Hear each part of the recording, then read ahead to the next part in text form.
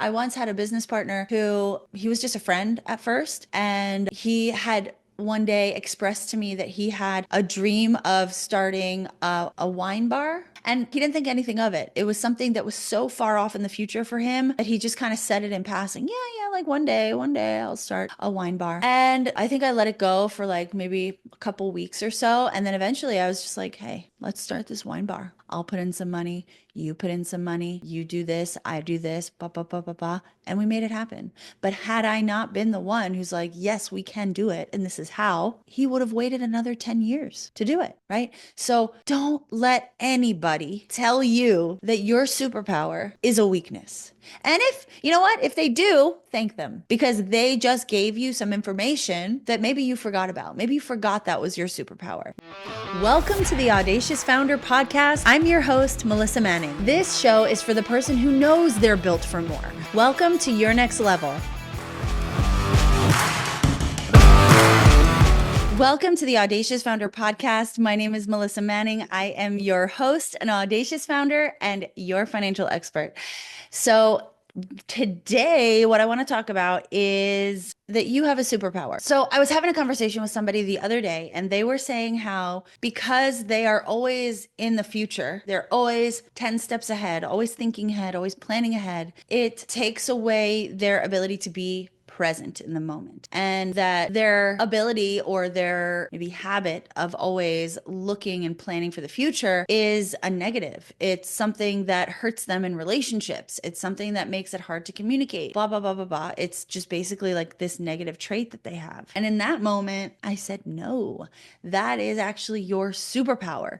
The fact that you are able to predict outcomes, that you are able to see what could be, that you are able to plan ahead and be in the future and see what is possible. That is your superpower. I heard a quote recently, and I'm probably not going to say it correct. You know what? As we're speaking, I was listening to a podcast, the Action Academy podcast, which is a community of investors. They invest in small businesses, they invest in real estate, but it's a very interesting community, and their podcast is great. So I was listening to their podcast, and he said, I think it was the main guy, I don't even know his name. He said, your greatest weakness is your greatest strength overused. And so taking it back to what this person who I was having this conversation with was saying is, I see that as something that separates him from other people, something that makes him unique, right? But we are conditioned and we're taught that we should try to be like everybody else, right? Because if you're not like everybody else, then you're an outsider.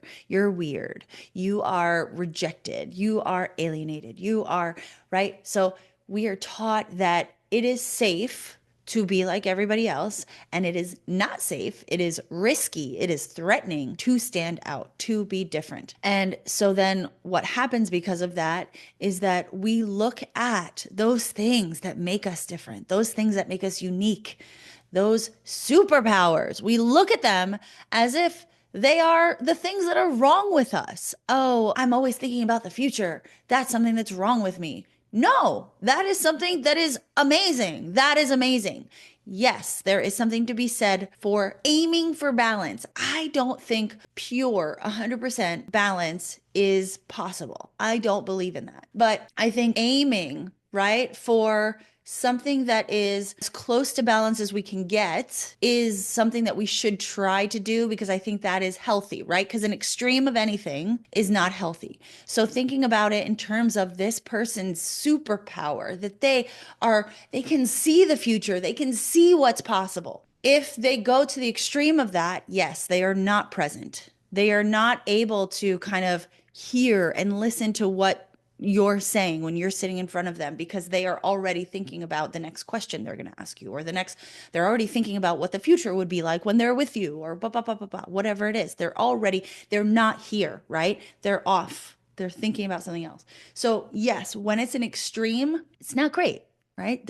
We need to aim for a bit more balance. We need to be able to control the superpower so that we can wield it. We know when and how to use it, right? It doesn't control us. We control it.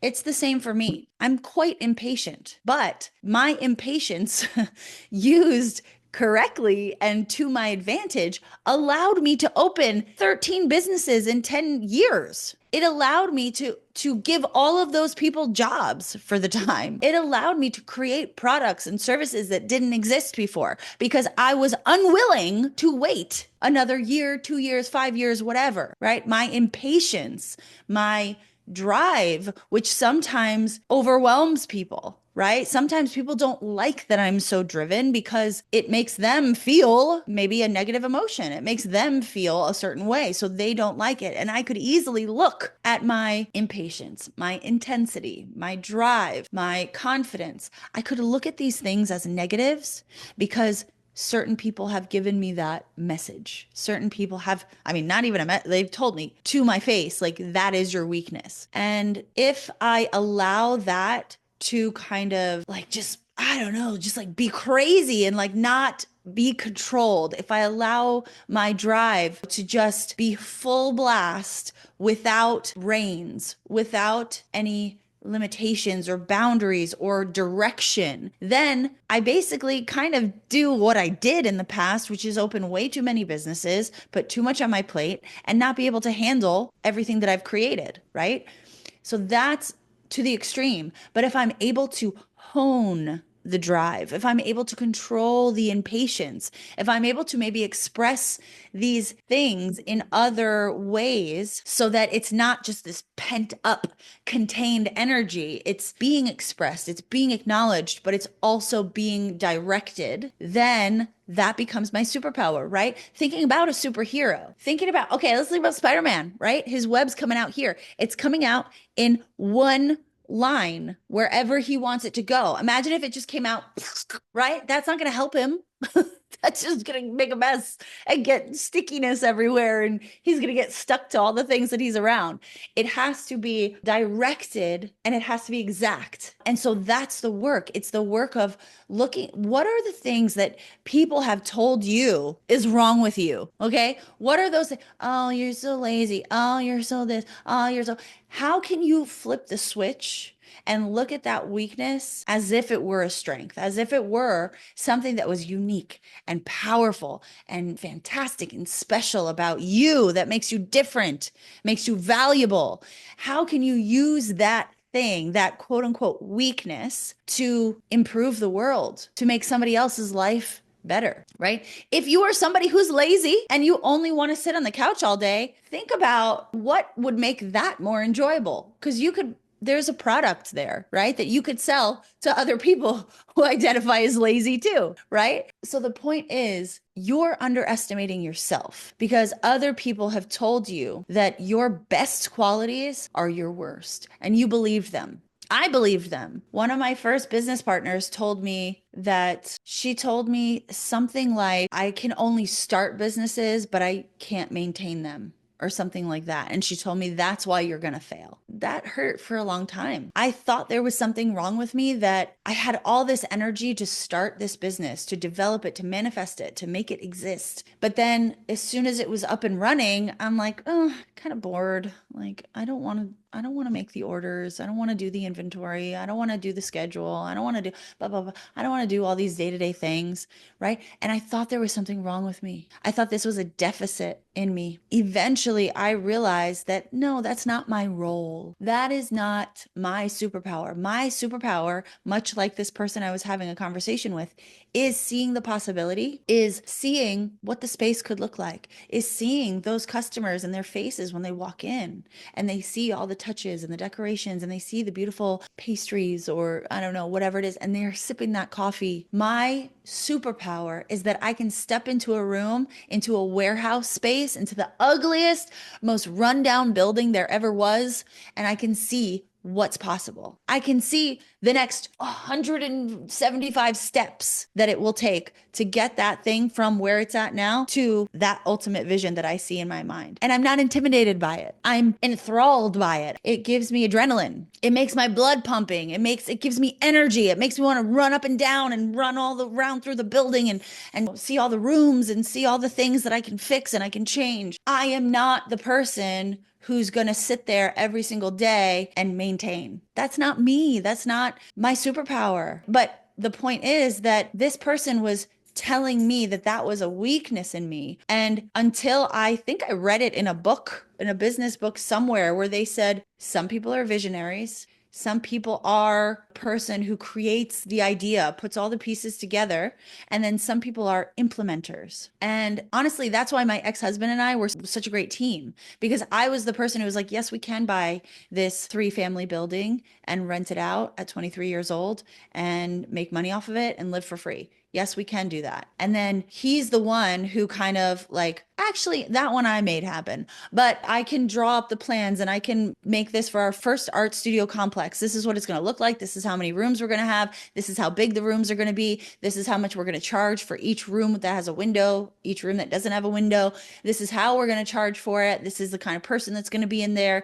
I build the vision, I build the idea, and then he's the one who manages the contractor. He is the one who goes there every day, makes sure that everything is on track. He's the one who runs to Home Depot to buy that extra box of tile because the contractor ran out of it. He's the one who deals with the contractor and he's the one who the renters will call when something's wrong or something needs to be fixed, right? He was the implementer. I was the idea person. I was the visionary. I was the one who said, yes, this is possible, and this is why it's possible, and this is how we're going to do it.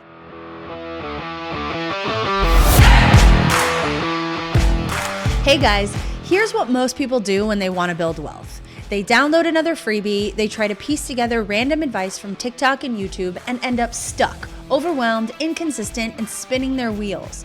But that is not how you create true freedom.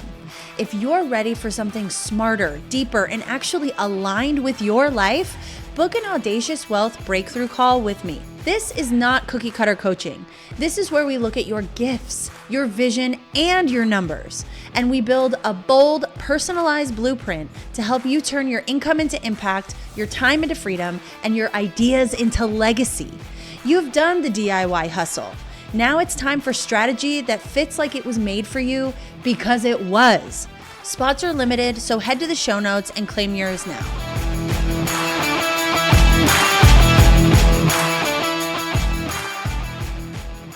I once had a business partner who, he was just a friend at first, and he had one day expressed to me that he had a dream of starting a wine bar. And he didn't think anything of it. It was something that was so far off in the future for him that he just kind of said it in passing. Yeah, like one day I'll start a wine bar. And I think I let it go for like maybe a couple weeks or so. And then eventually I was just like, hey, let's start this wine bar. I'll put in some money. You put in some money. You do this. I do this. Ba, ba, ba, ba, ba. And we made it happen. But had I not been the one who's like, yes, we can do it, and this is how, he would have waited another 10 years to do it, right? So don't let anybody tell you that your superpower is a weakness.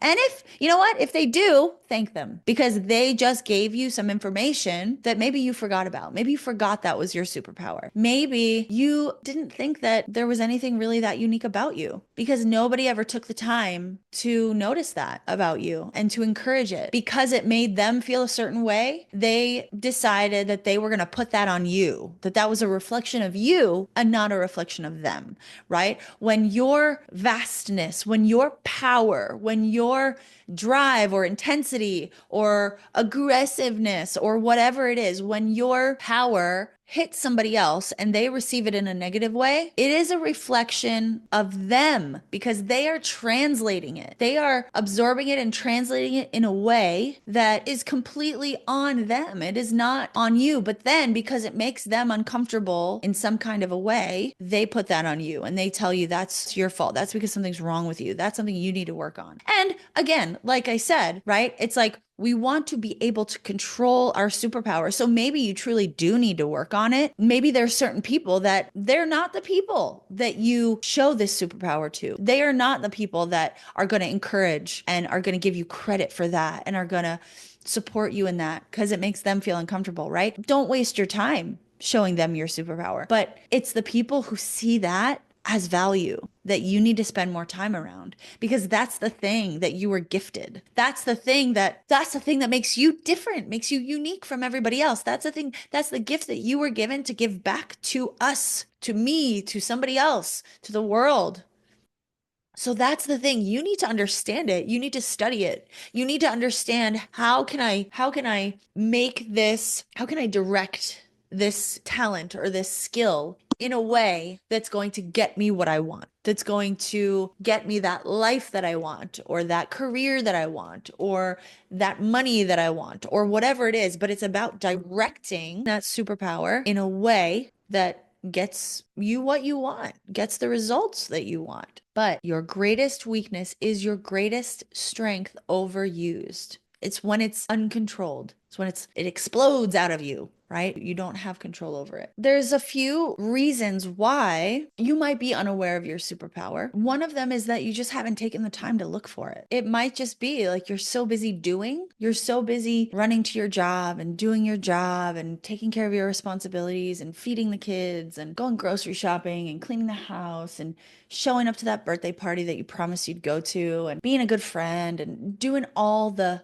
do's, all the doing, that you haven't taken the time to really look at yourself and say, what is the thing that makes me a little different from other people? What's the thing that I've gotten negative or positive feedback around? What's the thing that I really like about myself? And I'm kind of unwilling to change that, but sometimes I get not great feedback from other people about it. Self-reflection, do some meditation on it. What is my superpower? Because you have one. Comparison culture. We are, especially with social media, we are always comparing ourselves with other people, people on TV, people on social media, people at our office, the bosses that we have, because we want to be as successful as them. So we're comparing ourselves to them, our family members. When you focus on what you lack compared to others, you are going to overlook your unique abilities. When a fish is trying to be like a monkey, the fish is not going to appreciate the fact that he can breathe underwater and swim super fast, right? If a monkey is trying to be like a fish, he's going to drown, first of all, but he's going to overlook the fact that he can climb trees, that he can use his tail to do all crazy kinds of stuff, right? When we are comparing ourselves to others, we are going to overlook our value, our unique abilities. So that goes back to the self-reflection, right? You have to sit and make sure that you're not overlooking your qualities, your superpower. A lot of people don't give themselves enough credit for what they are good at. I was really good at like illustrations, drawing when I was a kid. And I don't know, I probably could have done something more with that, but I don't know. I feel like it was a little bit overlooked. Nobody really gave me too much positive feedback around it. I guess I just assumed that like it was normal. So it wasn't anything spectacular. So I didn't continue to pursue it. What you don't realize is that what might be effortless to you might be exceptional for others, right? That painting that you made, that cake that you made, right? That book that you wrote, it might feel like, wasn't that hard, pretty easy. Anybody could have done it. Anybody couldn't have done it, because what is effortless to you might be exceptional, exceptionally hard, exceptionally interesting, exceptionally deep for them. So look at the things that you're good at, that you are considering as, like I'm pretty good at that. I'm okay with that. It's not anything special. Maybe it is. Maybe you're just undervaluing it. Negative conditioning, like I mentioned, criticism, a failure, a lack of support can erode confidence and mask someone's belief in their capabilities. The negative feedback, the failure, you fail once and you think that you're horrible at that. I tried out for cheerleading when I was in middle school. I failed. I metaphorically fell flat on my face. I didn't actually fall, but like it was one of the most embarrassing 7 minutes or however long it was in my life. They taught us a choreography and I absolutely could not do it. I'm not great at choreography, or at least that's the belief that I gained from that I cannot learn choreography. And because of that failure, I now have this belief that, nope, don't try to teach me any choreographed dance because there's no chance that I'll be able to do it. Nope, not a good dancer. Right? So because of one instance, probably wasn't one instance, it was probably a couple, but like because of that one instance, because of that one failure, and because I didn't have anybody else who was telling me, no, keep trying. No, let me help you. No, if you just did this, you'd get it. right? I have this belief that I am not good at choreographed dancing. Cultural and social influences. Certain societies, certain communities prioritize specific talents or abilities. It's like certain nationalities want their kids to be doctors, lawyers, or certain ethnicities always is a stereotype, but like certain ethnicities want their kids to be either doctors or lawyers, right? Or some version of that. And if they're not that, then they're less than. They're not as impressive. They're not as proud of their kids as they would be if they were in that profession. There are certain things, certain qualities, certain pursuits that are less valued in certain communities than others, right? Maybe being an artist for a lot of communities or a lot of ethnicities or a lot of nationalities, whatever, it's not as valuable as if you were that doctor. So again, that leads you to undervaluing that natural inclination that you have, which is very likely your superpower. People are scared of standing out. Standing out means vulnerability. Standing out means putting yourself out there to either be accepted or rejected. And that's scary as shit, right? We don't know what the outcome of that is going to be. We don't know if people are going to like what we've put out, if people are going to like the real us, if people are going to like what we consider to be our superpower, or if they're going to be like, absolutely not, get away from me. I reject you. I don't want to be around you. And now we're alone. We are scared to put ourselves out there because we are scared to be alone. And it's easier to deny these parts of ourselves than to risk being alone and being rejected. Also, people assume that our superpower, in order to call it that, in order to call it our unique strength or that thing that is really special about us, that it has to be this like crazy, unnatural kind of quality, right? That we have to be like an Albert Einstein genius, right? To claim that thing as our superpower. But it doesn't need to be. Like, it can be simpler things, right? Like patience, kindness, the ability to connect deeply with people, right? It doesn't have to be like, oh my God, I'm like the best gymnast in the world, right? Maybe your superpower is your ability to listen. Maybe your superpower is your ability to create space for other people or to connect people together. Maybe you're a super connector, right? So really checking in with yourself and saying, when I think of like a personal superpower, what would I think of? Do I think of like literally a superhero where it has to be some supernatural kind of power? Or do I think about these things that are my superpower is making people happy through my cooking, or my superpower is making people feel accepted and welcomed, right? So action item for you is to really sit down and think about all of these things. Think about like, if you had to identify a superpower that you had, what's the first couple things that come to your mind? And then think about, have you had negative feedback around that? And because of that negative feedback, have you pushed it down? Has that prevented you from really investing in that superpower, really letting it shine, really kind of acknowledging it and harnessing it and using it as much as you possibly could to create the kind of life you want? And if not, maybe there's some more action items on that list that you've got to start doing. Okay, guys, that's all I've got for you today. I hope that you find your superpower. If you do, I would love to hear about it. Like, please send me an email, hello@audaciousfounder.com, or send me a DM at audaciousfounder on Instagram and let me know. If you can't identify your superpower, let me help. I want you to have your superpower. I want you to know what it is. I want you to harness it. I want you to utilize it. I want you to wield it for the good of mankind. Okay? So get at me. Bye. Well, that's a wrap on today's episode of the Audacious Founder Podcast, Being Bold in Business. If this sparked something in you, if it made you think bigger, dream louder, or take one bold step forward, then don't let it stop here. The real transformation, that happens off the feed. Head to the show notes and drop your name on our email list, because our community gets the unfiltered tools, strategies, and stories that I don't share anywhere else. Audacious moves only. I'll see you in your inbox.